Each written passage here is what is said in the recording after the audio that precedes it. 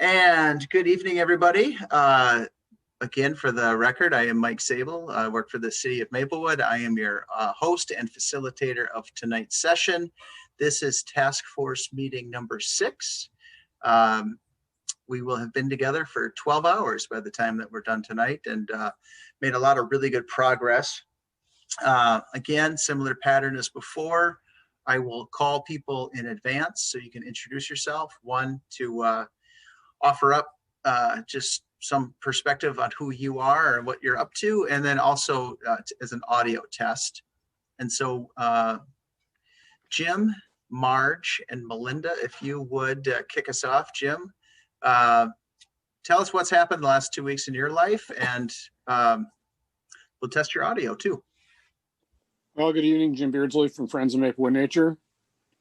Actually been kind of quiet. Thanksgiving was very quiet. I unfortunately did not get a chance to use my new camera. When I got it, it was defective. I had to send it back to get it repaired, and so it's on its way back. Oh no. Oh. Well, maybe next time. Well, it's a brand new technology, so these things are expected sometimes. Okay. Well, stay with it. Your audio sounds good. Marge, then Melinda, then Audra, please. Sure. Hi, everybody. Yeah, pretty quiet Thanksgiving. I want to just report in the tree board in Oakdale. Our tree truck is off the ground, and we're working on the brochure, but the signs are out there. So if anybody wants to take a walk through the Discovery or Oakdale Park by the Discovery Center, you can see kind of a prototype of what's going to come to the Maplewood Nature Center. Cool. Thank you. Audio is great. Melinda, Audra, then Martha, please. Good evening, everybody. Last couple of weeks have been pretty quiet. Quiet Thanksgiving. Did enjoy the nice weather that we had, especially that Saturday after Thanksgiving. We were able to have a bonfire next to White Bear Lake, and with another couple, socially distanced, of course. And so that was nice. So other than that, it's just doing some outside chores, getting them wrapped up, and getting ready to move inside for Christmas. Good, thank you. Audra, Martha, and then Liz. Good evening, everybody. It's Audra Robbins, Parks and Recreation Manager. And similar story for my Thanksgiving. We did sneak down to Crosby Farm Park on Thanksgiving Day to run off some energy between food and then pie later, and we were able to go. It was peaceful and just lovely down there, even in the winter. So it's become one of our favorite places to go. And then I was out at the Nature Center walking all the trails today. I met with the contractor that's gonna be working on the bridges and the stairs and the observation deck, and it was a beautiful day out there. So it was perfect for right before this meeting. Cool. Good. Thank you. Martha, then Liz, then Kathy, please. Hi. Gosh, yeah, not much going on. I worked really hard to not work over the Thanksgiving break, and got out a puzzle and things that we would normally do when we go to visit family over Thanksgiving, to mimic it as much as possible. Good. Thank you. Liz, then Kathy, then Joe Sheeran. Hi, I'm Liz.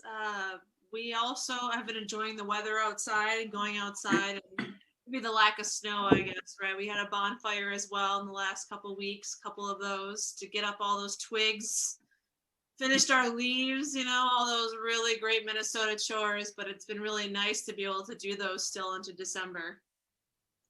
Good. Thank you. Kathy, then Joe, and then Jan, please. Hi, we had a nice Thanksgiving with a neighbor. She's part of our bubble. We've been doing things together since February when she had a knee replaced. So we have a small bubble, but we had a very lovely Thanksgiving, and I'm glad it's winter almost so that I can forget about the doggone yard chores. I went out and made one last pass and buy grab. If any more things show up, I'm going to ignore them. But I'm going to pretend it's already snowed.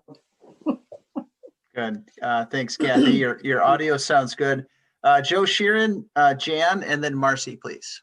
How you doing? Yeah, same as everybody else. Just trying to avoid people and cooking a bird and that sort of stuff. So it's been good to see everybody tonight. Good. Thank you, Joe. Audio is good. Video was a little bit less, but that's okay. We can still hear you good. Jan, and then Marcy, please. Hi, everyone. We had a pretty quiet Thanksgiving at home, just the two of us, but we welcomed a new baby boy into our family. My daughter had a baby on the day before Thanksgiving. So lots of communication by FaceTime. So that was been great. Yeah. Oh, wonderful. That's great news. Marcy, if you would, please. Hello, everyone. I had a pretty quiet Thanksgiving as well. I actually ordered an organic turkey like 3 weeks ago from the farm in Cannon Falls.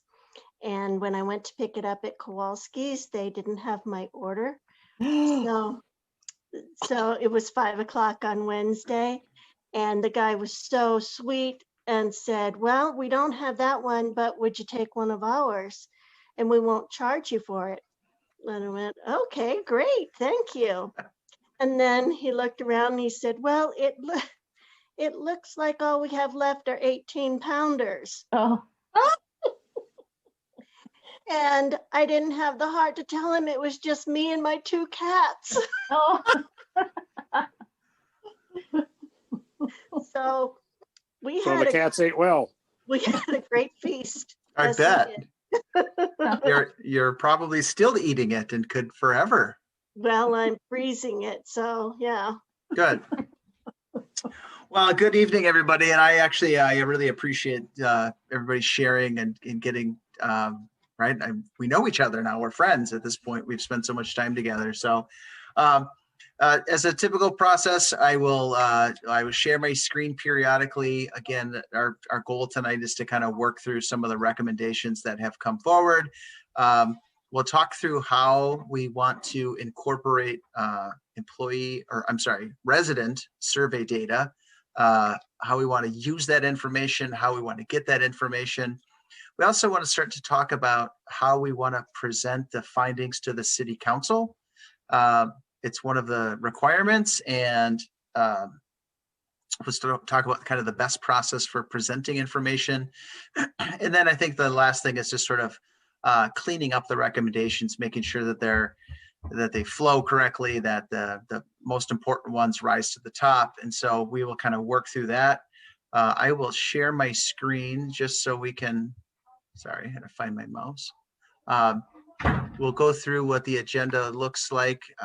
Everybody had a chance to see it, but can everybody see my screen okay?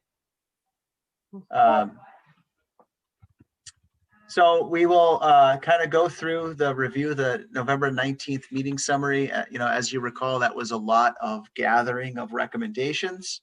And again, those areas of discussion were around physical asset, the best use of the site and the building, partnerships, service levels and business model, financial investments, capital and operational. We got through 4 of the 6, but doesn't mean we can't certainly add to the other ones. What we had left were environmental education and volunteer coordination and support.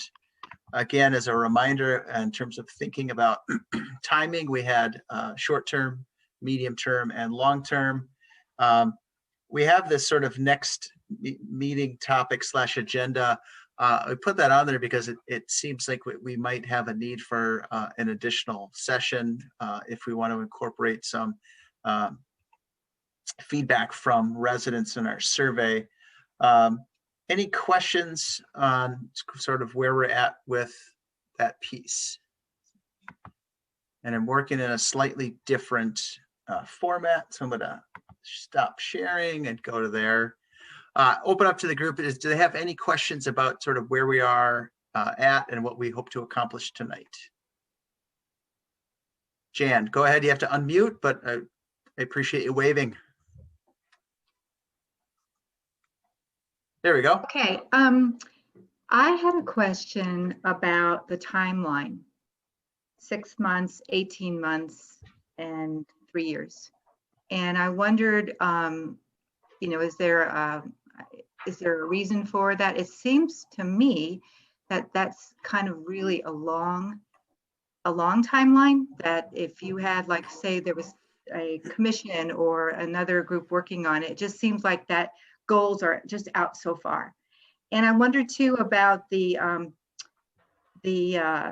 Nature Center's master plan that was approved last year. And it seems to me that that was 6 and 12 and 18 months. Mm-hmm. Maybe you can respond to that. So that's my main question. Sure. I think that I'll answer the question, and then Melinda and Audra can correct me if I get anything wrong. But the timing wise, part of it is there's no allocated budget in 2021 to operate the Nature Center. And so the staff that are remaining are Audra, and then the Natural Resources Coordinator, Carol Gurnis, are the only two staff who are sort of, quote, dedicated to the operation. And so what they can't do is do a lot of the preparation work for how it might launch in 2022. Because the current city council budget doesn't have operating money for programming. It does have operating money for maintaining the grounds and the facilities, but not for operating programming. And so the thinking on the timeline is the short term is, how do you prepare something that helps you launch in 2022 January? That was the thinking on the timing. And Audra and Melinda, do you want to maybe add in or offer something I missed? I will say that sounds exactly right. And then even in the master plan, there were short and long-term goals, but there was also for, even with the facility, with the improvements to the building and adding and those kind of things, some of those were 5 years or more out. So it was very spread out. There was the short, medium, long-term, and then way out in the future goal, because it was meant to be a 20-year plan. So it was just focusing on the Nature Center through the next 20 years. So I don't know if that adds anything to the conversation. And I had a follow-up question too, if I may. Yeah, of course. Don't mean to cut off Melinda if she wanted to say something though. No, okay. This idea of having a Nature Center commission, if adopted, at least to me, it sounds like it would be a great way for citizens to supplement what the staff can do. But also, I just kind of wondered, I'm not so familiar with what, like, say, for instance, the ENR committee does, and how maybe the duties and the way that the ENR committee operates, the responsibilities, how that might inform what a Nature Center committee might do, what kind of responsibilities or what kind of tasks they might be able to take on. Thank you for that question. I'm going to do one thing first. Becca just jumped on the call. Becca, if you could hear me, just unmute, say hello, so we can make sure that your audio and video works. Hello. Great, thank you. Yep. Good, thank you. Go back to it. So the concept or the idea of having a committee or a commission appointed specific to the Nature Center came up last time. Audra, do you want to share how ENR works? I know it's not your area, but I know that you know how it works. And so kind of walk through the logistics of operating. Yeah, and my understanding, Jan, would be this commission wouldn't, I mean, I guess everything's possible. Instead of a formal commission, the Parks and Recreation Commission, if I can speak to that first, might, oversees all of Parks and Recreation functions, and the Nature Center was included in that, and they have been involved in decisions, so they would be a commission that could guide this group as well. And the ENR, they work on not only environmental issues and education, but they're tied to some of the things that the Parks and Rec Commission does. They deal with things that come up with ordinances and all those kinds of things to make sure that we're following regulations and doing what we need to do. So I think both commissions could actually be a guiding force for this commission if that's the route the group wanted to go. But I think it would be both groups together that could be facilitate a task. I don't know if it would be a task force or a commission, whatever it was called, going forward. Melinda, do you want to add anything to that? The only thing that I would add is I would just agree with Audra that there's probably 2 commissions that can already function to help work through any proposals or anything that any programming that we want to do. To create another commission would be pretty onerous for us. We just don't have the staff. We already have people like Audra and other staff that are attending 2 or 3 night meetings a month besides council meetings. And it also requires being cablecast and streamed on our webpage, which has a pretty hefty price tag. So instead of putting money there, I would see that it could be spent somewhere else, and we could probably get the same result with some committees from this group working with the Park and Rec and ENR. And for the folks who don't know all of the acronyms, Environmental and Natural Resources Commission is a group. We just shorten it to ENR. Kathy Juneman, your hand is raised. Yeah, thanks, Mike. I kind of am mirroring Audra, really, and Melinda, I guess. It was never my thought when we were discussing it that we would try to create another commission. First of all, commissions can get onerous. And I was thinking of a task force / committee, and maybe committee is a better term, Yeah, to go forth and work on the possibility of what we talked earlier about collaboration and ongoing funding. There's a lot to be looked at, and there were people on this committee that you are part of that said they might be willing to continue working on that. And so they would have to be meeting among themselves and probably with Mike and possibly Audra to decide what those duties might look like. But then certainly for anything that needed to have commission input, it would be the ENR and the Parks Commission, depending on what it is. Programming more likely from the Parks Commission. Anything about the environmental education that involves preservation of any kind would have to go to the ENR, and the ENR they're very enthused about the education piece, very much so. That's kind of why they think they're there, actually. A lot of it's educating the public at large, but it can also include programming. So both of those could be very closely involved, but I was thinking more of some kind of a committee of people after the fact, perhaps from this, that would help us with how we're going to move forward with the whole idea of collaboration and funding and so on. We can't just drop that. We have to have some kind of a structure in mind. Okay. But I know the council wouldn't go for another commission, and it wouldn't do anything anyway. Jan, if you want to respond, and then Jim.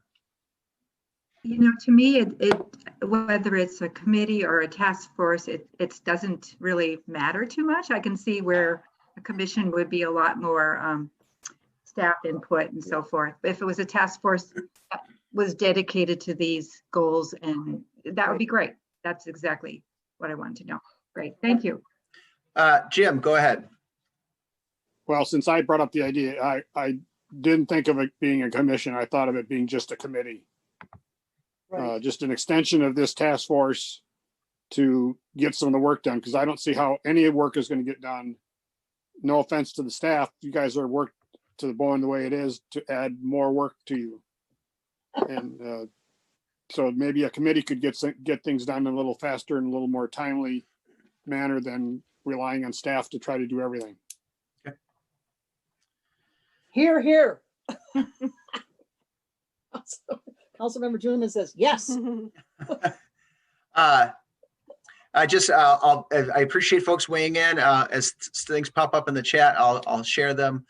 Liz did mention agreed. I would be more than happy to do legwork. So I appreciate that, and we will do outreach to everybody. I think I think we all understand this is a pretty heavy lift, and so I appreciate everybody willing to step up and kick in and do some more work. So any other questions related to where we're at? I'm gonna jump over to, sorry. I'm gonna share my screen. This is a document that will look familiar to many of you. Can everybody see that okay? Yeah. Okay, so I'm working at a different spot, so I'm out of habit, so I apologize if it's a little bit cumbersome. We did do, as you know, we went through the developing recommendations of the physical asset, short-term, some long-term. One of the things that happened, we've talked at the staff level about how do we potentially put our staff inside to open up the building periodically. That's something that we are very serious about looking to do. The challenge of the governor's most recent order, I don't think it complicates our ability to operate and to put folks into the building. It does kind of mess with our warming houses for a little bit, but that's a different problem for this group. But what I wanted to do is kind of go through, again, we've made recommendations, short, medium, and long. What we haven't done is talked about environmental education. And Marge did offer some comments, and Becca, I was able to get yours incorporated as well. And I've tried to capture people's comments as they've come in. But in this sort of category of environmental education, Marge made a comment about medium term. Is there an opportunity to sell the curriculum that has already been developed to other nature centers, to homeschoolers, to educators, and in general? Could units literally be sold online? You've made purchases yourself. Do you want to share a little bit about kind of your experience with this and what you think might be some of the benefits to this environmental education approach? Sure. Yeah. So the one that I have purchased online is it's actually a monarch and milkweed kind of book. Maybe it's called the textbook. I don't know, but I purchased it online. It's all digital, and they committed to sending us updates when they work on their materials. And in fact, I just got an update, which made me think about that there is opportunity to make money online selling things. And if you look at Etsy or all these places where people are selling things that are of value to other organizations, and maybe there's a way to make some money here if indeed there are. Sounds like a lot of work has gone into programming that, for example, Oakdale doesn't. Is there an opportunity to, if we don't collaborate, to sell it to other organizations? There we go. Martha's got some comments in here. Yeah. There are sites like Teachers Pay Teachers that might be an appropriate place for that type of option. I'm sure lessons plans can be traded back and forth across the internet at a low price. So yeah, I appreciate that. Can I just comment, especially now with COVID, it just seems like this is like the perfect opportunity to say, we have material for you, for those schools and organizations that don't have curriculum and they can't get to it. They can't actually do the outreach right now. And we may be missing that window, but who knows? Mm-hmm. Thank you. That's my 2 cents on that. I appreciate that. Marcy, I want to give you an opportunity to weigh in because I know that this is right in your wheelhouse. How do you think about something like this? And what are your thoughts around environmental education?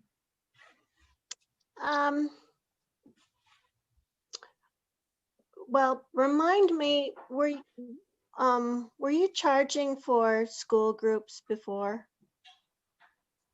Yes, they were, but a nominal fee per child. Okay. Just a tiny. Okay. Well, that's the thing about environmental education. It's like any other education. It's not a moneymaker necessarily in terms of maintaining all the expenses that are necessary for it. But that having been said, I think I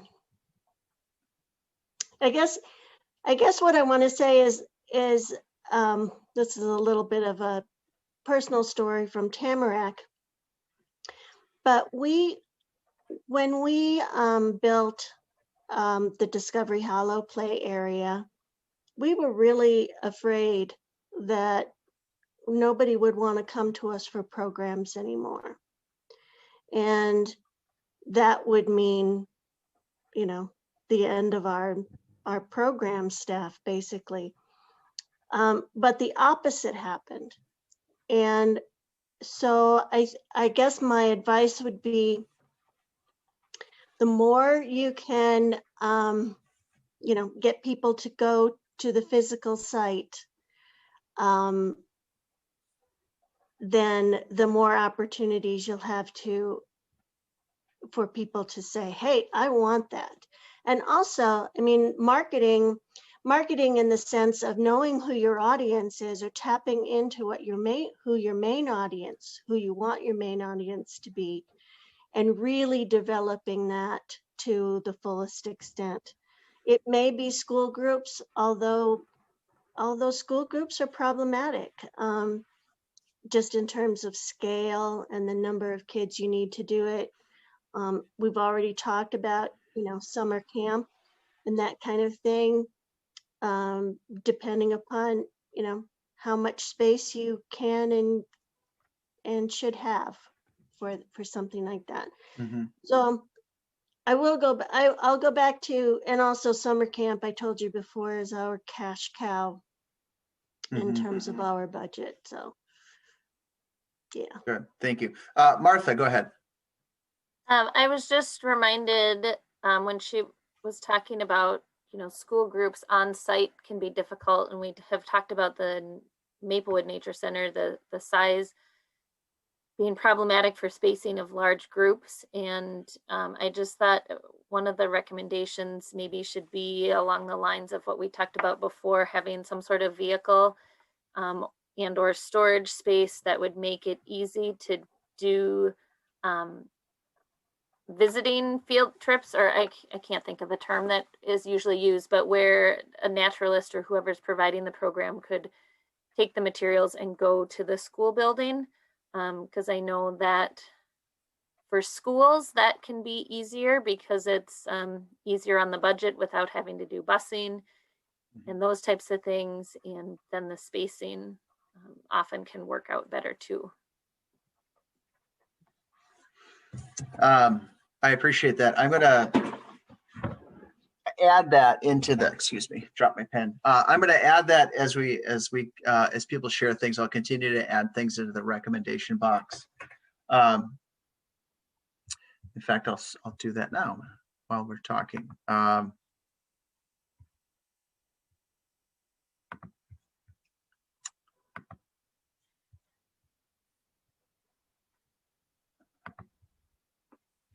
So I will scroll up to sort of the business model piece, and this is, I'll just add it under the short term because it's a you know, something that can be done reasonably quickly though. There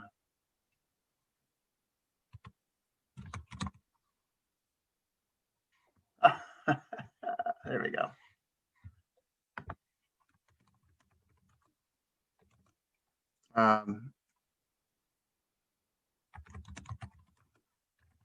You know, I'd like to add something to what Martha said. There's a concept that's been roaming around in my head for a while. And it has to do with, you know, all the child care centers that are out there, and some of them are private. Most of them are actually private. Most of them operate on a shoestring. But a lot of them still have a chain link fence, pea gravel surfaces, you know, some plastic swings or whatever. It's basic kind of stuff in their outdoor area. And so I have wanted for a long time to have a van that loads up, you know, tree cookies and branches and sticks and planks and pine cones and whatever else, to take them to those playgrounds and do some sort of outreach that way. I don't know if there's any money in that, but it sure would be a great asset and enhancement to those especially urban Mhm. places. Thank you, Marcy. So I want to go back to the environmental education piece for some of the short-term and kind of medium-term ideas. Another one that Marge shared, which was more of a, well, I'll save it because it's volunteer coordination, but other recommendations are thinking short-term and medium-term and long-term around environmental education. Things folks have thought about or recommendations that you would want to make sure get captured. Go ahead, Marge. Sure. I had another question, I guess it was really if environmental education, we had already talked about partnerships earlier, number 2, I think. Mm-hmm. If this isn't like a subset of that, because a lot of those partnerships were with schools and educators. So I was struggling a little bit about the overlap or not, should they be separate or should they be combined? Thanks. Well, I think that's a really good question. Kathy Juniman, you have your hand raised. I'm thinking they could be separate, but we also can make reference in each one that they basically tie together. Because I think there are some things that are native to the environmental education piece, but there are lots of others that would tie. So I guess if we keep them separate, we can also say, see section 2, or that we acknowledge that there's overlap and they tie together.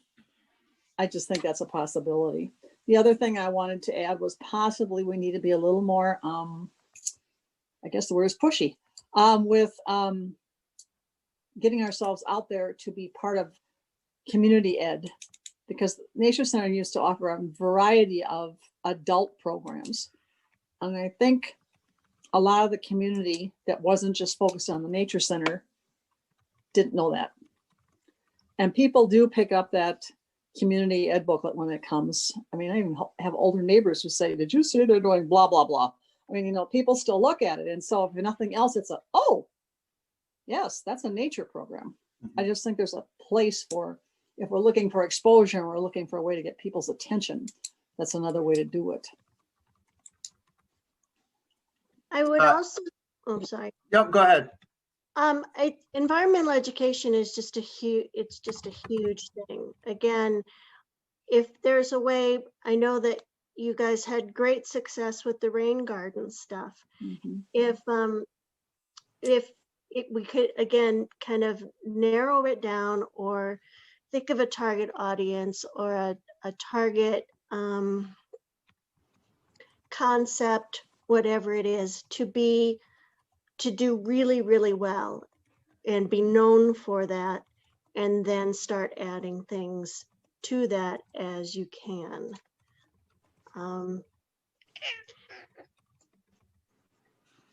So there, I mean, the rain gardens, there's so much more in there in terms of environmental education than just how to build a rain garden. Right. So using maybe that as the nucleus that spreads out in lots of different directions. Thank you. Jim, Martha, and then I think I heard Kathy. Well, continuing on with this topic, one of the things the Nature Center used to sponsor were something like community ed classes. They had native trees and shrubs, native perennials and things like that were open to the public. Mm-hmm. And whatever that stopped, and I'm surprised that stopped because there was usually a pretty good crowd for those types of things. So we need to go back and look at what program material is there and see if we can revise some of those. Good idea. Because I know the native plant material one, they actually had some native plant materials you could order, and then you pick them up at the Nature Center and mm-hmm. put them in your garden. And I got my native garden all through those plants. That's how I got started. Mm-hmm. Martha, and then Kathy. I had a couple of things, and I was thinking of those same programs that Jim mentioned. Those are some that my husband and I participated in before we had kids.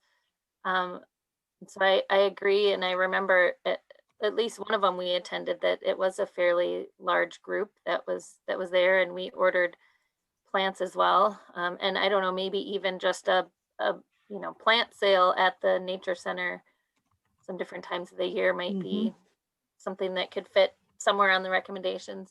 But I also think with the programming, looking at the age ranges and some of those family programming, because I know when I've looked more recently, as our kids were littler, the spacing, one of the kids could do it, but the other one couldn't. And, some of the family programs then had cutoffs for really young kids. And I understand some of that.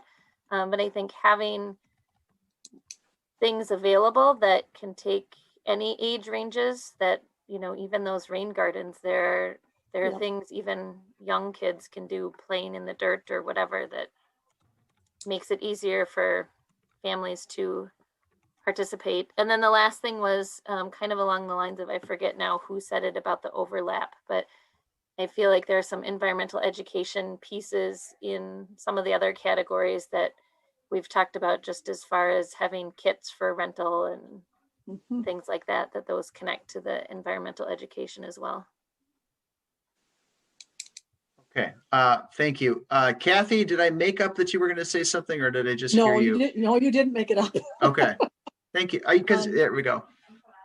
I think we're onto something, because I know other places do rain gardens now, but we were the actually rain garden capital of the metro area for quite some time. And now we're known for both rain gardens and pollinator gardens. So I think that's something we could actually think about, a major focal point, and building around it, and actually possibly taking it to other communities, as in selling your information.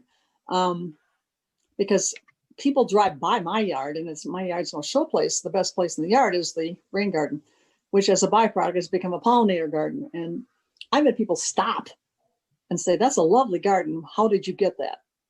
So I get to say, well, I'm lucky. I live in the city of Maplewood, and we do rain gardens and we do road projects. But so I think there's a place, and I think it's growing. So I think that might be, doesn't have to be the only one, but that could certainly become something we are well known for.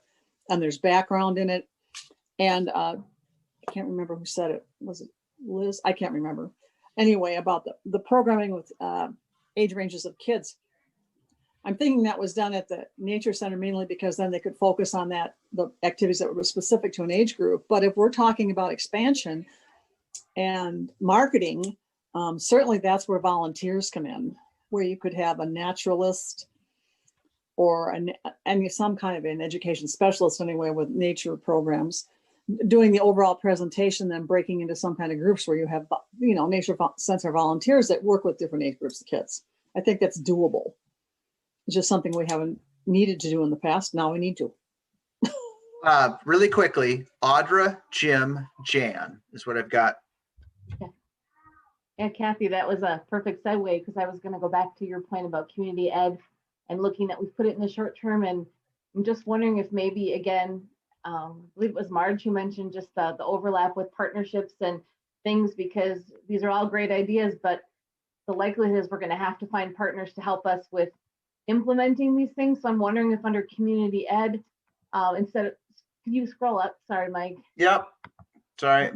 The formatting was bugging me, so I'm trying to get it. Gotcha. With the connection to community exposure and saying this is what we have, maybe for the short term for community ed would be connecting with them to find out, as someone's mentioned in previous meetings, what the gaps are in the programming that they would be interested in partnering with us on.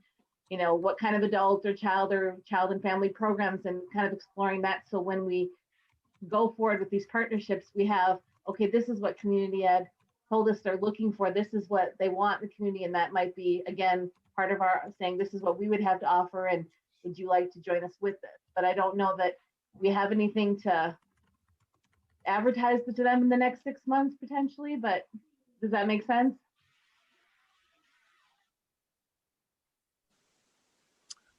I wrote it down, so it makes sense to me. Okay. Um, And then maybe more in the medium, like later on would be like Kathy said, that really just try to cross, advertise, maybe even explore possibilities of joint brochures that we haven't ever ventured into like some other cities do and that kind of thing. But maybe for the short term, just connecting with them just to see what they might want offered so we get some support.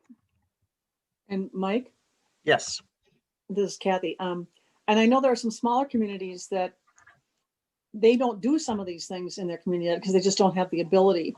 So we have a limited ability at this point, but we have a lot more than they do in the knowledge base. And so I'm thinking about Little Canada. I mean, some people from Little Canada, some of the people have stopped and said, "Boy, that's a lovely garden. What is it?" So I think there are places for what we've already done and what we have the knowledge base for to be spread. We just need to get our heads going on how to do it. Share it. Okay, Jim. No, Jim, and then Jan, and then I'm going to go to the chat box to share some things. Okay. Continuing on with the rain gardens. I don't remember which community it was. It was either Egan, Apple Valley, or Burnsville, but they actually put together a series of brochures that they were giving to people who moved into the city on establishing rain gardens and what those things were as part of kind of a welcome kit. But they were also, this was a couple years ago, selling their expertise to people, saying, if you want one of these, get in contact with whoever it was in the city and we'll see if we can do something with you. We'll pay for the cost of the plants if you put in the garden, type of thing. Good. Thank you. Jan, go ahead. You're muted, so you can unmute and then we'll hear from you. Okay, I just wanted to reflect on what a lot of the good comments that people have made. First of all, Jim, that was Egan that had that program. They had a very environmentally oriented public works director who's really incredible, and they got some grants for some major rain gardens. In terms of strengths for the nature center, in addition to the rain garden and natural areas kind of piece, the strengths were preschool and up through second grade, really for the schools. Those were the size of the nature center, and the kinds of programs that we did were very focused and were very really well received for those age levels. However, I did want to mention fourth, fifth, and sixth grade, mostly fourth and fifth grade, we did this fur trade program. That was incredible. Lots of volunteers, lots of staff, and that is a pretty unique program where we had 3 stations, and the kids would come out 2 or 3, usually 3 classes a day. So that was where we made our size of the nature center work with our two program rooms and outdoors. We had an outdoor station as well, which was really, really popular. We did that for 2 weeks every winter for about probably 12 years. So, and lots and lots and lots of materials that we have in storage for that, as well as our former fur trader, Jim, who passed away a couple of years ago, his entire collection of artifacts, fur trade artifacts. So that's a really super strong area. In terms of family programs, I really agree with the idea of having more generalized family program, and I tried to promote that idea. I thought a family night on Friday nights would be just really super well received. But frankly, people were exhausted by the end of the week. So I think if that kind of a program was a priority and energy was put into that kind of a thing, and not try and do everything else, that might, work really well and bring in a lot of people. We mentioned birthday parties before. Birthday parties were really popular. We started the birthday parties with nature centers many years ago. Community ed has a really strict calendar, and it's 6 months, 4 months, 2 months. It's just really weird. Even though we had a half-time secretary, it just seemed like we could never quite match up with their times. So that would be, I think, a challenge to do unless you had speakers and programs set up way in advance. Yep. Of course, those programs could be given every year. The rain garden programs, the native plant programs, they could be given every year. So that would be another area that would be really good to develop. I was the one who pretty much developed the native plant program, the classes and the plant sales, and there's probably, I don't know, 10 PowerPoints already prepared, many of which I worked on, that were well received. We had as many as 90 people in one of those sessions. We did it for 7 years. Now, I will say though that plant sales there's other competition for plant sales. There's a huge plant sale that obviously you probably know about, the Friends plant sale, but there's also one that I believe it's the Master Gardeners that do in June. And so there could be a plant sale with a program, sure. Yeah, it's just that we felt that we had kind of spurred that on, and then it kind of grew out and grew out of the community. But it could still be looked at. It's a huge energy to put on those kinds of programs. Anyway, I guess those are my comments, just to reflect on my own experience. Thank you, Janet. Appreciate that. I wanted to go to the chat room before I go to Kathy, who raised her hand again. Joe Sheeran commented that while we're talking about education, adult and child, we should use this programming to incorporate elements of the city's soon-to-be-announced climate adaptation plan. For folks who are curious, the Environmental Natural Resources Commission has been working on a climate adaptation plan. Martha commented related to rain gardens, we could potentially offer tours of rain and pollinator gardens. We could either make them paid or make them as promotional opportunities. Liz commented that I like the idea of focusing on native plants, as that seems to be of interest to most Maplewood residents I speak to. Martha mentioned maybe there's an opportunity to engage a more diverse group of community with different gardening options and styles, connecting with community gardens maybe. It's an interesting connection to diversity and inclusion work in the community. And then maybe there's another connection to be made with environmental education in connection with the spring tree sale Maplewood has. It fits with the idea of native plants and might be of interest to people wanting to learn about trees and tree care before purchasing. And then Marcy commented while I was talking, and so I messed up my sequence there, so I'm good.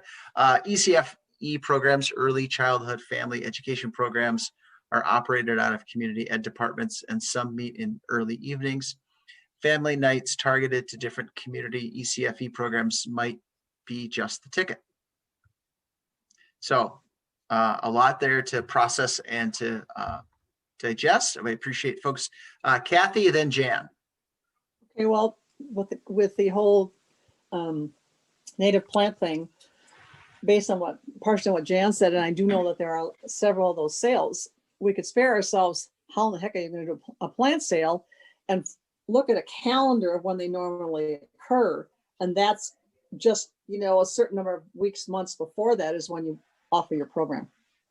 So that you generate the enthusiasm and people go, oh, and then the plant sales will, of course, benefit from it, but you will benefit as well because you're offering the initial thought and how to go about.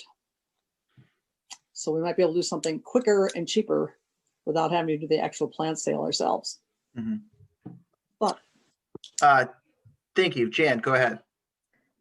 So one of our staff, Oakley, she did ECFE programs for, I don't know, 5 or 6 years. So there's a whole bunch of ECFE programs in the file. So that was a collaborative thing that we've done with community ed for years. Mm-hmm. Yeah, it's hard in the short run without those staff there to sort of deliver. And so I just want to remind folks that we don't have naturalists on site to deliver them in the short term. So whatever we create has to be ready for a successful launch kind of long term.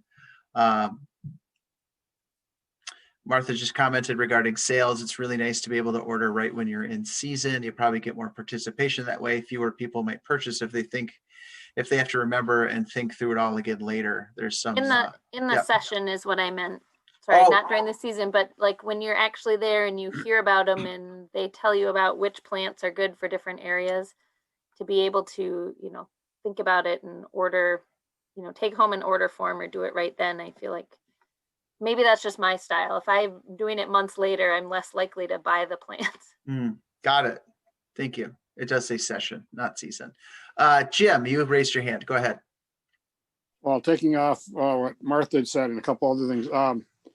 There's a company up in northern suburbs, Prairie Restoration, that does programs but also sells native plants. And perhaps there's one of our first partnerships is go to them and see if they're willing to put on a program on native plants, and then they can take the orders right there because they can supply the plant materials at a later date. I know there's a couple other companies, but the one I've worked with the most is Prairie Restoration. There's a Landscape Alternatives in Roseville, I believe, too. Yeah, that's the other one. But one of those two. But the other thing is Mike, you mentioned, we don't have staff. Well, one of the things I think we should put on as a recommendation is the Friends group and some other volunteers like Jan Heyman and others found some foundations that have grants for people like naturalists and volunteer coordinators. And I think we should consider submitting proposals to them and seeing if we can get them to pay for a staff or a half-time naturalist and a part-time volunteer coordinator. I'm going to add that to the financial investment capital operations is wherever. I'm going to write pursue because it's. But I have the information on them for us if you need it. Good. Appreciate that. I don't see anybody else with their hand raised, waving feverishly to go in there. Martha, and then Joe. I was in the middle of typing something. I figured since no one else was talking, I'd just say it.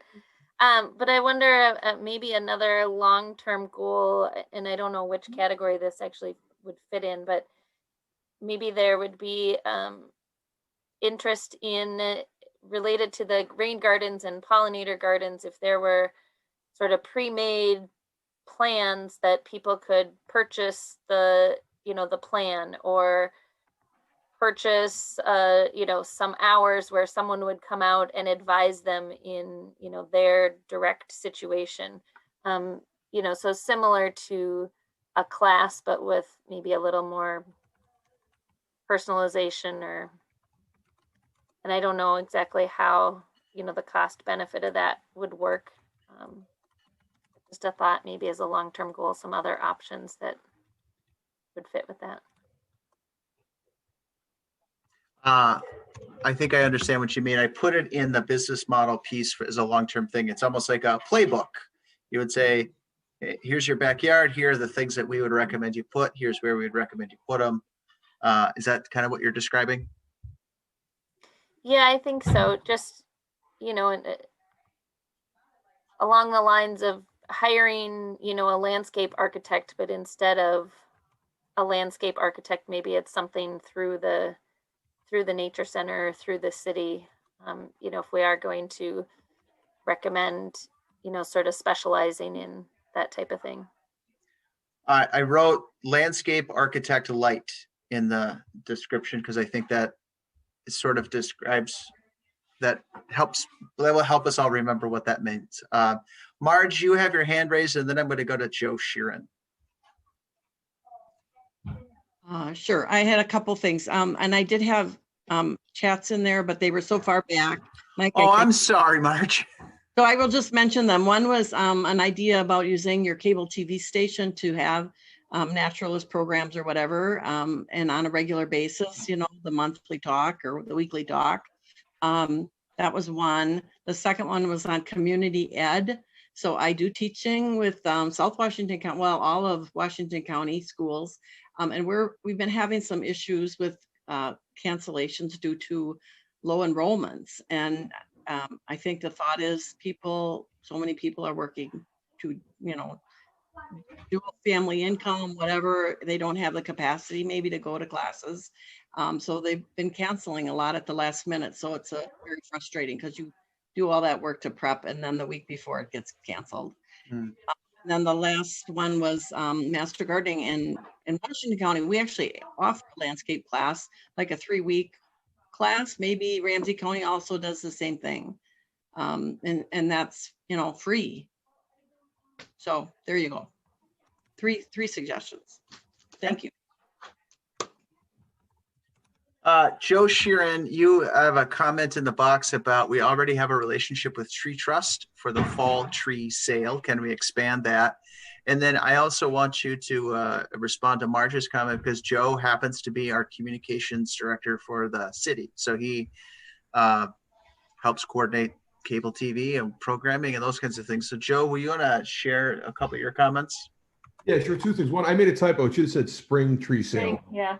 But what got my interest on that one was we were talking about a plant sale, and I know we've had a lot of success like this year because of the success we had the first year in 2019. The 2020 tree sale, within 3 days we were sold out of our 150 trees. So there's interest there, and so my feeling was, in addition to just selling trees, do we want to use that again as an opportunity to talk about, the importance of trees, native species, inform people about emerald ash borer. Audra Robbins got a phone call this week from Care 11, and they thought we were clear cutting our trees for some reason. They didn't realize what emerald ash, the reporter didn't realize what emerald ash borer was. So I think that's an important thing. To Marge's point, I will tell you that back in the fall 2020, or in the spring of 2020, March, April, May, we did a series called 5 Things, and we ran it on social media. And basically 5 things was 5 things you need to know about the salamanders we have in our, in our nature center, 5 things about turtles that are in our natural landscape. So we did about 4 or 5 sort of 5 things series that ran where Ann Hutchinson would kind of give 5 things about that particular wildlife that was native to, in most cases, Maplewood. It was pretty successful. The tough thing about the cable channel is Comcast doesn't give us ratings. So we don't know how many people are tuned into cable. I can tell you that when we started running those on social media, mainly Facebook and Twitter, the numbers did jump. We saw a significant rise in the numbers, and we tried to do is market it to parents who were trying to homeschool. In fact, I was trying to send it to folks in my son's class up here in White Bear, and I was trying to encourage as many folks as possible. And through those networks, through those teacher networks, we were able to help expand that. So that is a good idea, especially with Carol back in the fold. It would be nice to pick that up again. That's something that's doable from the communication standpoint almost immediately. Yeah, and Joe, I'll add to the Tree Trust. I can explore a little further, but I know, again, they're focused on urban forestry and trees, but they also, we had the opportunity to add some information, and as volunteers were there at the tree sale to talk about the best way to plant a tree and that kind of thing. So that's something we could look at adding. It all depends what they have for volunteers and people at the time. And they do have a school program that you can apply for. It's funded through grants, but they basically make your school an environmental classroom if you apply and you want them to come out, and they do whole programs. So they're really tied to the schools for elementary and middle schools for their programs, but there might be some kind of tie in there. So we could always contact Karen, and I could see a little bit more about that. Good. Thank you. I've just, Marcy put forward, there was a grant, Tamarack received a $500,000 grant from the Institute for Museum and Library Services. It's a once-a-year thing, so there's a link to that, so that, appreciate that.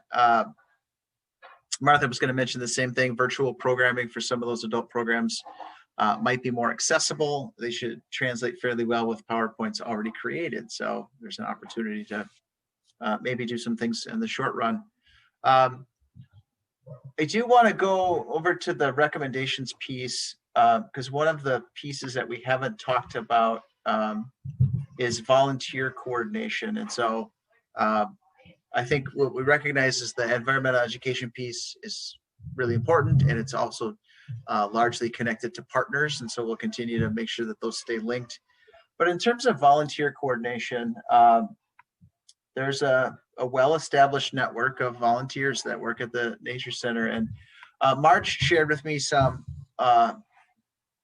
questions, sort of short-term recruit,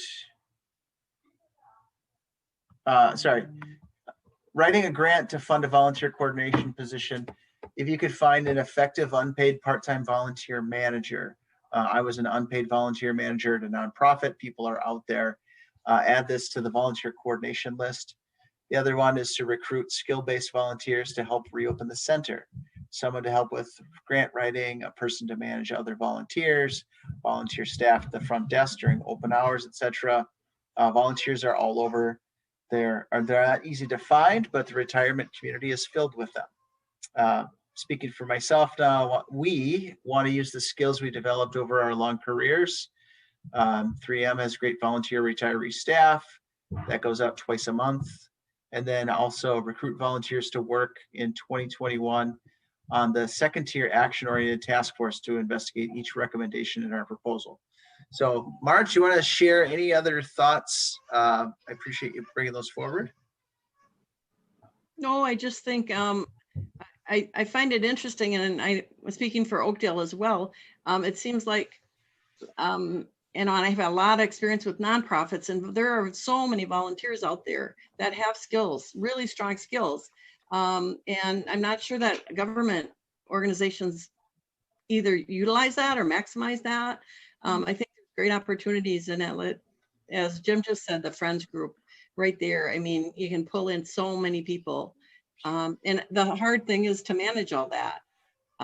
So you really have to have a strong manager, volunteer coordinator or manager position. So I think it's doable, and I think that would be a great way to try to get it started again. So, short term. So I appreciate that. I appreciate you sharing that. Speaking as a government person, we're always afraid of risk. And so always it's around risk mitigation for folks. So we always, as an HR person, I always worry about staff, making sure that they're safe and healthy. And so every time you add in new bodies to a facility, it's in my head, I always think of all of the risks that go with it.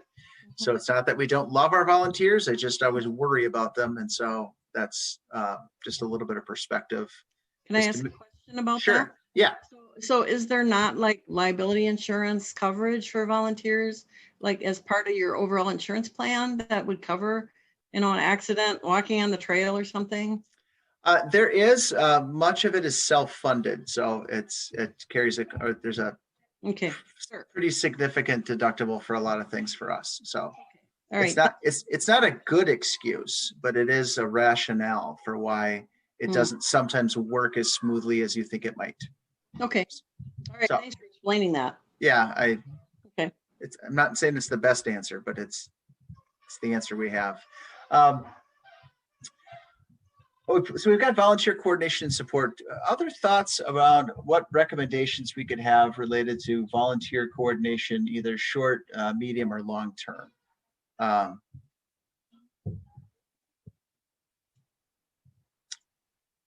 Audra, do you want to weigh in? Because you often play this coordinator role in your job.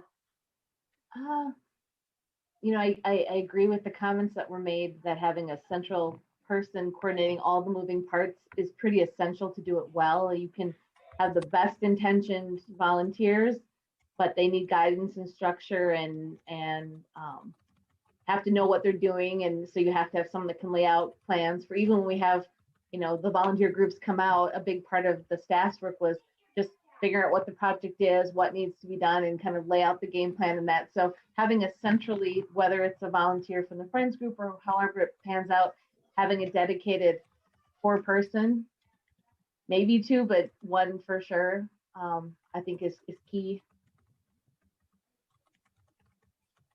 And then whatever kind of software, I know right now, I know they have been using the logistics or some kind of computer, whether it's spreadsheet, whatever your database, however you want to track and keep track of things, you just have to make sure you've got the tools to facilitate it and keep everybody organized and on track.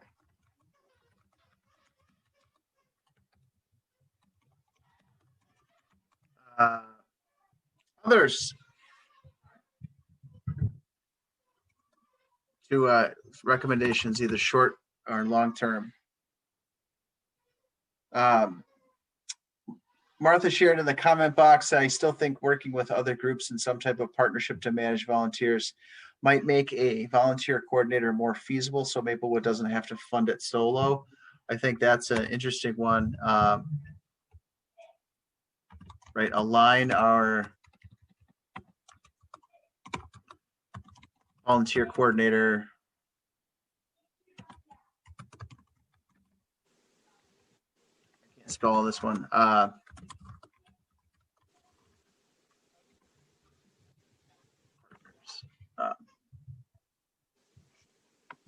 appreciate that. Others on this one?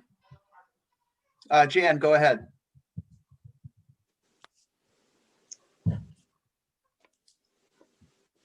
You're still muted, so like. Okay. There we go. Yep. So in terms of this idea of coordination with the East Metro, I think that's a wonderful idea to pursue. You know, whether it's a volunteer coordinator or it's a naturalist staff or programming, all of those kinds of things hopefully can be explored.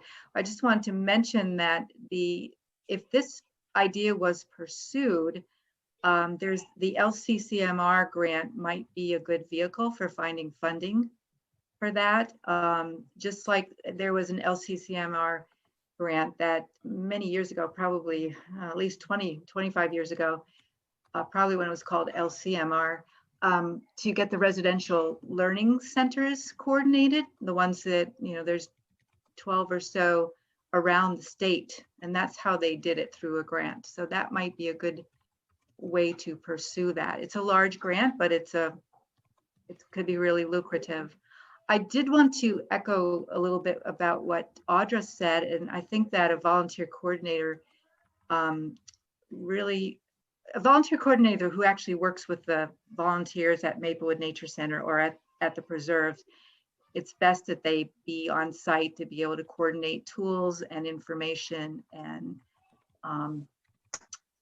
you know, access the building materials, you know, all of that. There's actually quite a bit of coordination that is involved in running a volunteer program. One of our staff, Oakley, she probably spent at least a quarter of her time just running the volunteer program.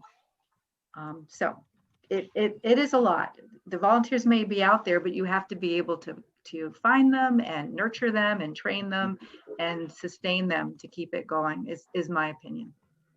Not to say that there isn't a role for an East Metro consortium. I think there is, but I think you still need somebody on site as well. Okay. I appreciate that. Marge, you have your hand raised. Is that from the previous one? Okay. I'll lower that. Other folks that want to weigh in here, not saying there's kind of there's still a lot to deal with. So I'm not going to turn it off, but I am going to stop sharing my screen. And I'm going to ask Joe Sheeran if you can unmute and be ready to talk about the survey that we are doing citywide. Jim had an email this morning, which I appreciated. It was talking about how do we get input from different parts of the community, the big community, the broader community. And as you know, we every other year the city does essentially a resident satisfaction survey that includes, and you obviously got a chance to see it, includes a lot of information. It really sort of is a check in to make sure that we're delivering high quality services to our residents. We did have some specific questions to recreation and to nature center programming. By way of practice, the survey went out to a random sampling of residents. I think 2,500 to 3,000 direct mail surveys. And then there was an opportunity to do some online surveys. Joe has some information and can talk a little bit about it. Joe, are you ready? Yeah, can you guys hear me? I'm off of mute, right? Yep, you're good. I have a different screen up. Yeah, so overall, what they did is they asked about a wide variety of city issues, if anyone saw it, and they asked about park and recreation a couple of times, and we asked obviously specifically about this issue we're working on now. One of the, and I'll just kind of go down some, and these are preliminary numbers. So far, we have results from about 300 people who took the survey. We're hoping more took it. The other part of the survey was you had an option to either take it digitally or an option to take it manually, and they were going to tabulate the numbers. We're going to get the final analysis December 15th. The good thing about the final analysis is they benchmark everything. So what they'll do is, obviously, people always complain about the value of taxes, and that's always low. But the good part about that is they benchmark it to other communities. So even though everyone's going to say their value for taxes is lower than it should be, so what you want to see is where, when it comes to park and rec issues, where our benchmark is compared to the rest of the folks across the country. The survey, they asked thousands of communities across the country, so they have a good set of data that they're comparing to. So overall, one of the questions here is overall quality of the natural environment, how they feel about it. 67% say good, 18% say excellent. So we only have 15% that rate it fair to poor. So overall, people are, overall quality of parks and recreational opportunities. Roughly 20% say excellent, 60% say good, 8% say fair, 10% say poor. So again, we're doing well in that one. And then they also ask sort of related questions around overall health and wellness opportunities in Maplewood, which again stretches into a number of things, which includes park and rec.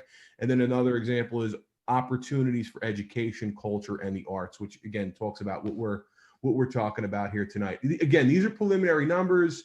What they go in to do is they lump together similar, when I say they, the survey company lumps together similar types of background and similar types of questions, and they give you sort of a more robust analysis other than that one question. They look for trends, they look for detail in the data. Give me 1 second to get down to the bottom of the survey. The one thing I don't like about this particular survey company is they don't necessarily make it user friendly for the end user. So we'll see when we get it, we'll probably tweak it a little bit to make it much more user friendly. This particular question that we're trying to get at tonight is about a 50-50 when I looked at this earlier. So this is the way we ask the question for folks who didn't read the survey. Question: currently, recreational programs, sports leagues and classes, and nature center educational events are paid for partially from the city's general fund and partially from participation fees. Participant attendee fees cover about 50% for recreational programs. Participant fees cover about 10% for nature center events. So the question then asks, going forward, how do you think the city should pay for these programs? The first response was keep the current funding system, which could increase property taxes. 33% said yes, let's keep that system. Option B, increase participant fees. 26% roughly said that. And then C was 33%, create cost sharing partnerships. And then the last question we said is completely outsource privatized recreation and nature center events, 8%. So again, the survey shows there's some appetite for some combination of keeping a system for funding in place and mainly cost sharing. So That's what we have. Again, these are preliminary numbers. We're going to have to see, you know, if we sent the survey out to more than 2,000 people, these are only, you know, responses from about 300. So it depends. The other thing about this survey too is it tends to oversample white populations, and it tends to oversample populations over 65. So I'd want to see more. Again, these are raw numbers. I'd want to see more raw analysis before reading anything into this. Thanks, Joe. So thanks, Joe. So I guess the question for the group is, and this is probably a 3-part question, so I apologize for making this more complicated than it needs to be. The next city council meeting is December 14th. It's the last meeting of the calendar year. The information that we would get from the survey comes the day after on the 15th. So right, of course it does. So the question is, how important is the information from the full survey to this group? How would you use the information to either affirm or change your recommendations? And do you want to make a presentation to the city council before or after the data? And how do people feel strongly, not strongly?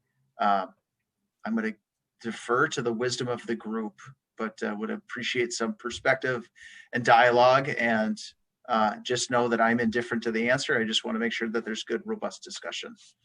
So I will turn it over to the group to weigh in. Martha, you popped off the screen. Do you want to go first? I was just gonna say the first thing that popped into my mind, and I don't know whether or not it's possible, but I was thinking about, you know, we had some recommendations about the building use and getting that started right away, like, you know, short-term goal starting right away in January, and wondering if there's a way to provide some just super basic short-term goal recommendations like that one at this next meeting, and a more robust set of recommendations at a future meeting. Okay. Okay. Thank you. Who else would like to weigh in with their thoughts? Jim, you've changed view. Does that mean you want to chat? Your camera moved on me, so you're muted. I can't hear you. Had a little trouble with the cord wrapped around my foot, and I pulled the power cord out. Got it. Well, it sounds good. Marge, you're unmuted. Does that you want to weigh in? Go ahead. Yeah, I agree. If we want to do something yet in January, we need to proceed with something. And I totally support Martha's suggestion to just go with even a couple, 1, 2, 3 recommendations. And then that data that's going to come from that survey, it doesn't sound like it's going to really inform a lot. I mean, I think will help with the next step, but for us to refine our recommendations, I'm not sure that, you know, they're going to go or not going to go. That information, the data that comes through from that will, I think, help the short term, you know, into the next 6 months. Okay. That's my opinion. Thank you. Thank you. Others? Liz? You know, I agree that the sooner we act, the better. Do we have those immediate short-term recommendations ready to give at the next meeting? I mean, is that what we should be focusing on now, is trying to figure out what are those 1, 2, 3 easy things we can tell the council that we think should be done immediately in January, or are we not ready for that yet? I just don't want to get to a point where we make suggestions but don't have any way to follow through on it, so we maybe lose a little credibility in front of the council.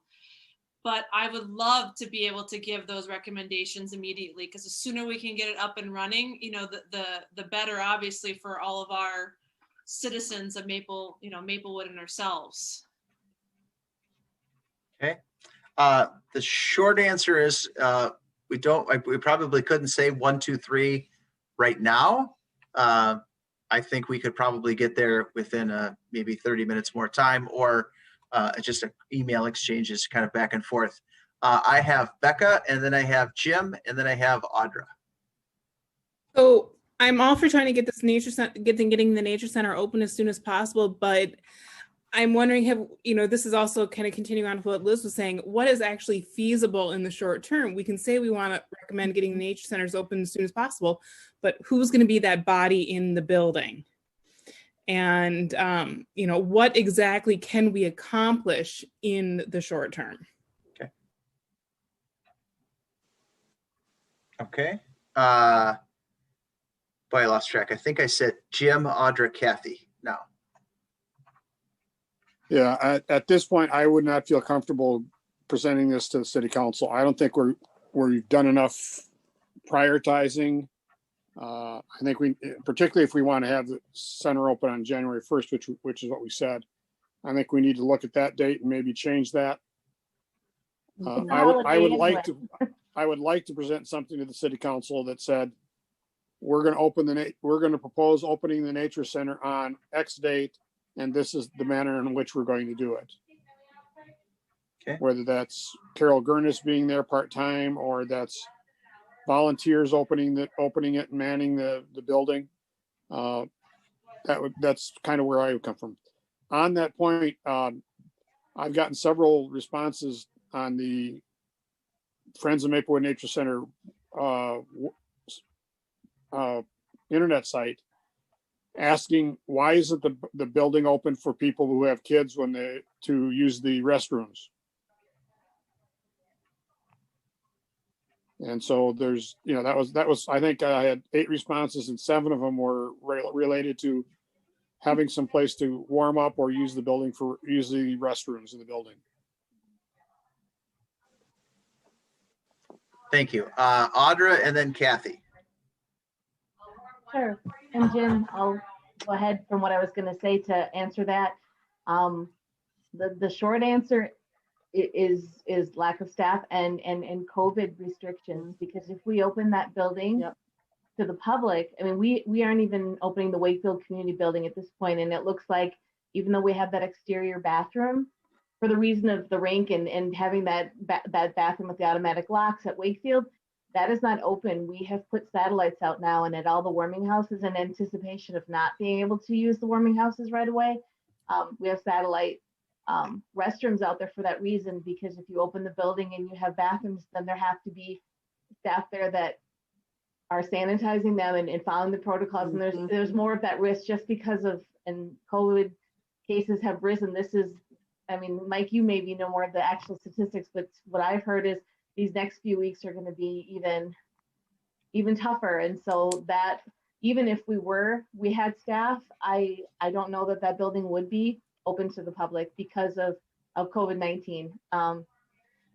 So that's what I was going to say too about getting hung up on the date. And I was joking, but that right away is 1st of January, especially with COVID, we're looking at, just for perspective, the warming houses, there's a tentative date now of opening January 4th, that Monday. But I mean, all the communities that are kind of watching things are going to be surprised if that even happens. So I don't know, again, that rush to open the building, as someone said, what would be our purpose just to say it's open, but what would we be doing and what would be the purpose of it, and how would we manage that whole COVID risk management plan and all those protocols. So if there ever was a time to have a little leeway, it's now, just because of, unfortunately, the situation the pandemic is in right now. So that's just all I wanted to add.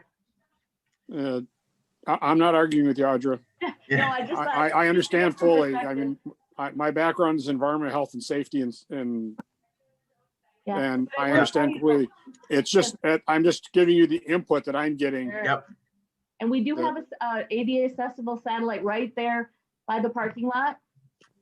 It's not ideal, but there are restroom facilities, and we did not bring those in October like we normally do. And there is an ADA accessible satellite on the property. So if someone does have a bathroom emergency, it is there. Like I said, not ideal at all, but. Thank you. It's good feedback too, also, Jim, that you're getting interactions with folks through your website. I have Kathy Judeman, and then I don't have anybody else in the queue. So go ahead, Kathy. Okay. Well, Audra took my answer. The answer to those people is COVID. Nothing is normal. Nothing is accessible. Even if we had staff right now, that building could not be open. In response to the question about shouldn't you have a couple of or 3 recommendations right now to give us, and my answer is not necessarily, for 2 reasons. I did give an update at the last council meeting, and I told them what this group was working on and how hard you were working and what the immediate goals were. And number 1 was to get the building accessible as soon as possible. So the council is aware. But again, we're also aware, and we are very concerned about the whole COVID piece. That all city operations are affected by that. So the Nature Center is no worse off or better off than anybody else from that standpoint. And I guess I'm kind of with Jim. If you give us a couple right now, I don't think it'll mean that much. And in my reaction is, it sounds like ready, fire, aim. Here's some, but we're not done.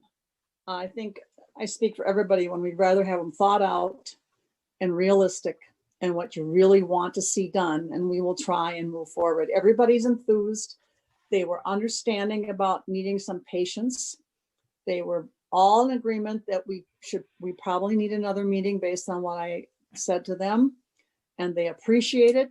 And they just want realistic things that can be done in any certain time frame, but that no matter what time frame this group presents to us as a council, the overriding factor in when anything gets started is COVID.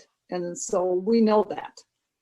And we also know that people we want the Nature Center open. We hear that from people. So it's not that it's not in our heads. So I just think, I gave them some examples of what you've come up with 6 and 18 months and so on. And they were impressed with that. A lot of these things sound doable and have some long-term vision. So I think you're on a good path, and I think they're waiting, but we're patient enough to know that it's got to happen in good time. And that if COVID hadn't struck, a whole lot of things would be done sooner. But from my standing as a city council member, I also want you to know that I think my colleagues, even more than I, will want to know the results of the citizen survey to give some reinforcement to what you are recommending, because we're serving an entire community. And so I think they're going to want that, even if it doesn't turn out to be anything in our minds as a group here significant. As a council, we're going to want to know what people had to say about that. Some indicator of where it falls in their priority list and what they're missing and that type of thing. So I think they're going to want that input, just so you know where I think we're coming from. Thanks. Thank you, Kathy. Liz, you popped up on the screen. Go ahead. Is this at the point where we maybe do a, plan A, B, C type situation, like a lot of the school districts are doing, and my company, for instance, is doing, where it's, if it doesn't look like, February 15th is really going to be the end of this emergency order, and we continue with some COVID protocols, but we want to get as much of the Nature Center open as possible. It might not be the building, it might be more of the outdoor stuff, where we have to kind of realign some of the want and wish lists that we put together, where maybe we need to ditch the building for now and look at how do we get more people out there and get the outdoors more accessible this winter and spring. And then hopefully as the summer comes on, we can look at opening the building. That's just kind of my thought. You get a lot of the districts who are doing similar types of plans, and I know it's a lot of work to do that, but at least we have a couple different avenues to go depending on how the pandemic pans out here in the future. I appreciate that. Yeah, I will just say, I don't think it's that difficult to put together kind of a tiered opening, either some sort of protocol or some sort of guidelines. I'm looking at Audra, you're nodding. I think we could probably figure that out pretty quickly. Yeah. And then Kathy, was that you that said my name? Yeah. Okay, yeah. Basically what you just, I think what the path you're on and the kind of outline framework you've been using is really effective, and I think the council will appreciate it. But I think like you said, you can come up with something that will address that, because it's going to have to be done for parks as well. And so I think that alternative will just be in our heads as well as in front of us when you come forward. So I want to circle back to Martha and March, because we've now had a couple of different thoughts and perspectives.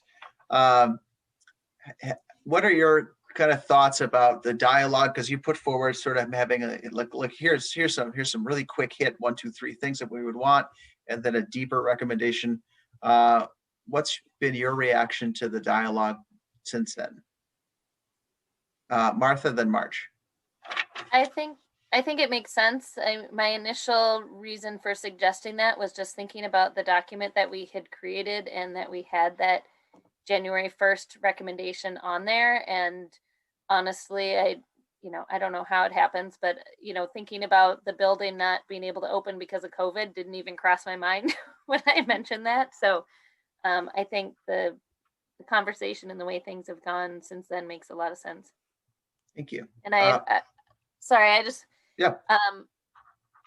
I think Liz's comment about having, some different versions of the plan, and maybe like Kathy said, we just keep the same format that we have, but maybe there's some indicators that we could have as within those, as far as, which ones would fit with, a partial model due to COVID, or which ones would fit with, a full open model. Thank you. March, go ahead. Sure. Part of my thought was, when we first started this way back in whenever, August, July, I don't remember. I thought our goal was to have recommendations by year end. So I pretty much felt like there was already some assumption that we were going to be ready and done with something to give them. And I really appreciated though Kathy's input on council they're going to want the data. They're going to want, the full recommendation. So I'm fine with waiting. And the COVID thing, yes, I mean, that makes total sense. Last meeting, I thought we talked about having staff there part-time, but if that can't happen with the governor's changes, then yes, that takes over everything. So I'm fine with waiting then. Thank you. Thank you. Audra and I chatted with Melinda too about, what would potentially staffing the building look like. So we've had conversations internally. So I don't think it's Audra, do you want to weigh in and kind of, it's possible. It's included. It's actually, honest, once things are sort of, once the numbers drop, it's probable at this point. Part of the challenge is going to be which hours, what days, those kinds of practical things that we'll have to figure out what's the best approach. But from a standpoint of once the restrictions are lifted, we are confident that we can open it a certain number of hours and have staff present there, because I think the group is right. There's value in having activity and some vibrancy in the area, and we get that, and we'll figure out a way to make that happen. Because I am the schedule keeper, it is 6:36. I also know the city council calendar for the month of January, because it's also my job. And so one of the practical realities is the next city council meeting in 2021 is the 11th of January. The next meeting after that is the 25th. And so from a practical standpoint, if the city council is going to want to look at the survey data, and it comes on the 15th, their first chance to talk about it is January 11th. And that would push us back to the meeting on January 25th for a council presentation with recommendations. It's a month later than we had anticipated. Maybe 5 weeks later than we had anticipated. But I don't know that there's an alternative beyond that. I look to maybe the city manager or Kathy Juneman to kind of weigh in. Is my thinking correct that the best opportunity to present would be January 25th? Mike, I would probably say that might be best, because on the 11th we'll be swearing in 2 new council members. And there is some other more different kinds of work that might be a little difficult for the first council. So we might let them get their feet planted a little bit before we bring them this plan. I'm not saying that we can't have it on the 11th, but I think it might be easier for everybody if we waited till the 25th. I would prefer the 25th because, basically, for what Melinda said, plus with 2 new members, we want this presentation to be educational to them. They have not been going along this route with us as the 2 people who are leaving have been. So we want the list of recommendations and how we came about them and all that to be very, very clear. And I think some of your passion needs to come through in the report. And so that can only be done if it's complete enough for them to get where we've been going all this time. And so we've gone over what hasn't been thrown off by the last 10 months of our lives. I just think to keep the value up and to properly educate the 2 new people, I think the 25th would be better, because we will have the chance on the 11th to discuss the whole survey and where it came from and all that type of thing, because that's something new to them as well. And we want them to know why it was done and how it was done and all those types of things. And then you come in with the punch of where we're going with this. That's my reaction anyway. Strong objections to waiting until the 25th. I support 25th. Okay. Then Audra and I will figure out, I will write the staff report. Melinda, you raising your hand. Go ahead. I don't think that we talked about this at all yet, but something to consider for the group before we close tonight would be to get input on who might like to be the presenters to the city council. Oh, you took my thunder. Sorry. I didn't want that to get away from us. No, and I appreciate that. That was actually next question on the list was going to be, okay, we have a date. We have time now to refine the recommendations and all the typos and the formatting kind of challenges. Maybe the 2 questions that I had remaining are who speaks, and then do we want to meet in that time period between now and the 25th to really refine and prioritize? Marge, I see you nodding your head. Do you want to be the presenter or do you want to be the refiner? All the same. Totally. I think we need to have the meeting to refine. Yes. Okay.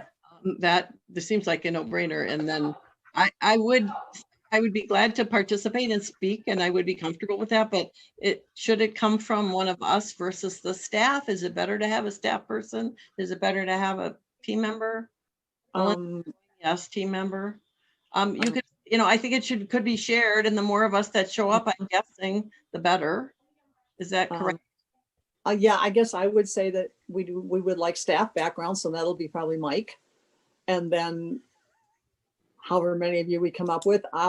Normally what we do is possibly 2 or 3 speak, but however many want to be there to show that you're interested is wonderful. Right. Whether it's, I don't know if you'll be there, or we'll be here, but whatever.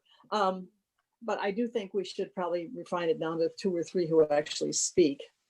And it's just my belief that we should probably look for some, I don't know, topics around which the speakers would decide. I mean, should we have somebody, probably somebody about the volunteer friends type thing. And then we should probably have somebody about, I don't know if I want to say nature centers in general or the whole collaborative thing for sure. And then I would certainly like one of you who has a family and has participated, and that's the reason you got on this committee, to be one of the presenters. I think we need a cross section of presenters so that the full council can get the feel of all the people that were interested in this and put your energy into this.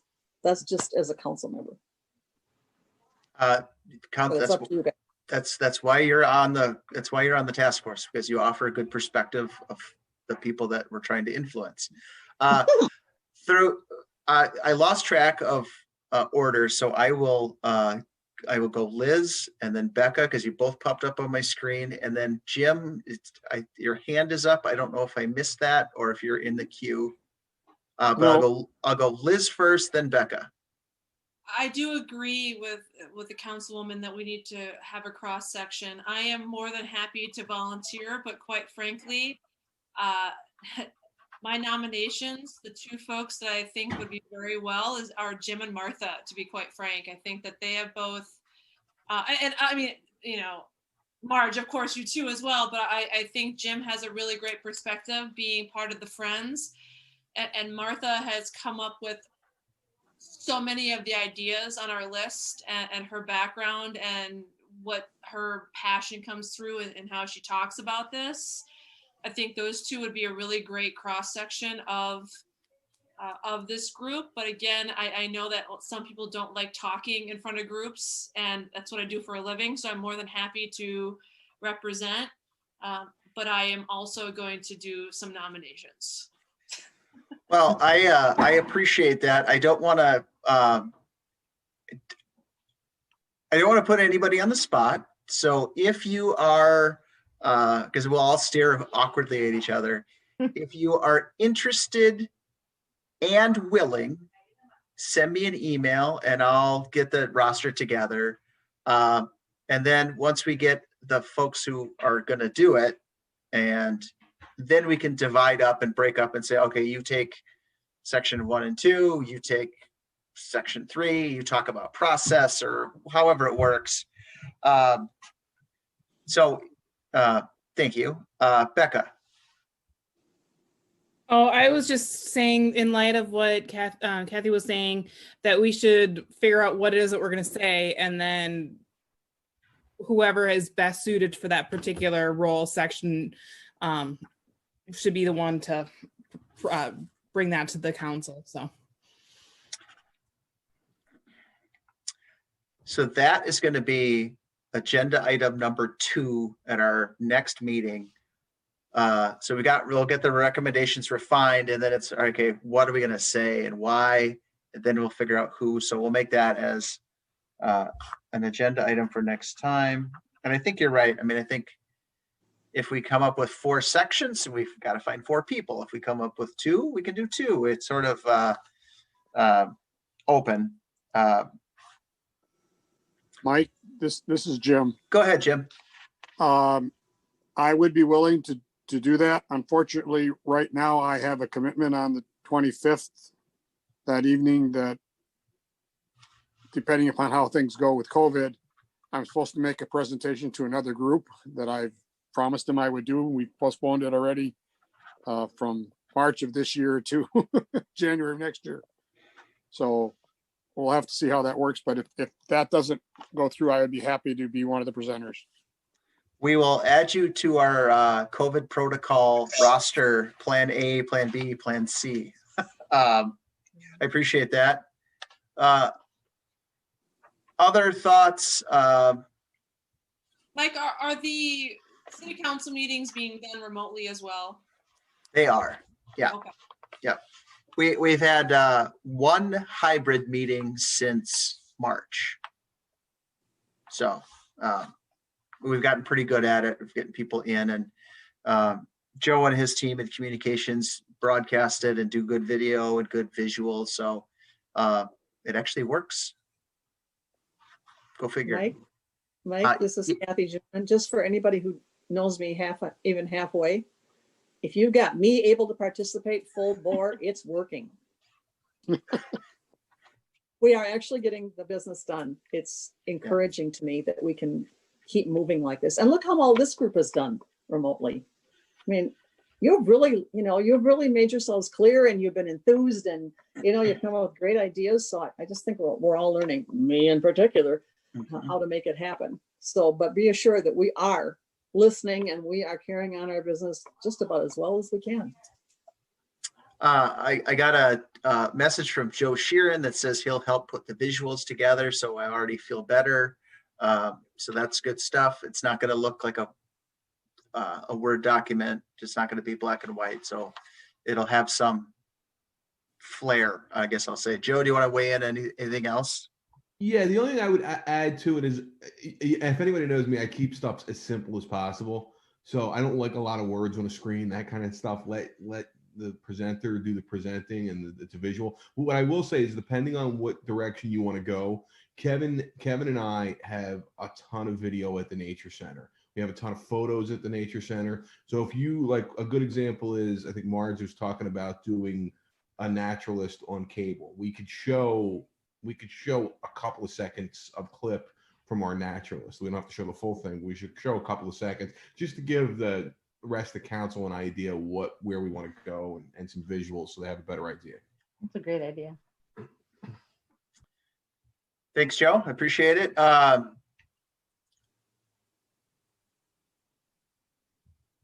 We're going to have to meet again. Yeah. Yes. And it's often difficult to do it on to try to get a dozen people to agree to their calendars while you're staring at a screen with each other. Thursdays have tended to be a good day for this team. I'll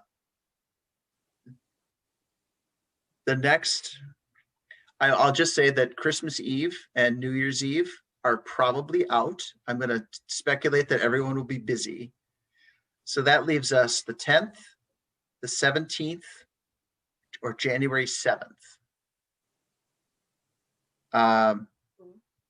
As potential Thursday late afternoon times.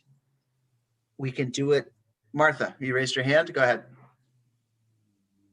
I was just gonna vote for the 7th, just because it would be kind of a bridge in the gap between today and January 25th. I feel like if we meet again in December and prepare for something on the 25th, that's a long time in between. Yep. And I'll add to that, just in case, I'm sure the survey results would come in on the 15th, like Joe said, but sometimes just if something came up, that way we'd be guaranteed that they'd been able to compile the survey results and have those together if we did the 7th. I'd like to recommend we do the 7th and the 21st of January. 21st, just in case we need another meeting. So schedule one for the 7th and schedule tentatively for the 21st. Dress rehearsal. The 21st could perhaps be a run through of the presentation, or working out any kinks and heck.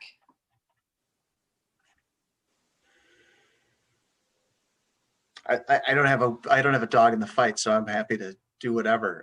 It doesn't seem to be any wild objections. So I'll look at Audra on the screen and say, are you comfortable with the 7th, and then put a placeholder for the 21st for either the presenters or walkthrough? I'm fine with that. General head nodding and agreement. Well, since I proposed it, I'm good for it. I appreciate that.